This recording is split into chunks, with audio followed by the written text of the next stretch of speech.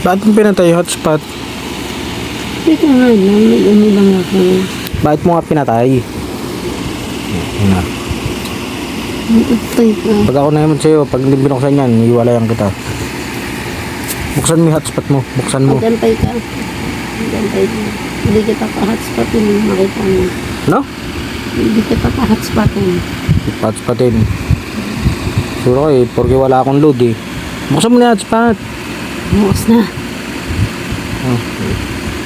Ay kasi dahil dyan sa hotspot na yan, iwalayan kita. Maniwala ka sa akin. Bukas na. Tagal mo, bilisan mo. Sige. Wala sa buhay mo dyan. Patayan kita ng hotspot. Hindi ka. Iwalayan naman kita. Doon ka matulog sa labas. Ikaw matulog sa labas. Hindi na ako makika-hotspot sa'yo. Dito na lang ako matutulog.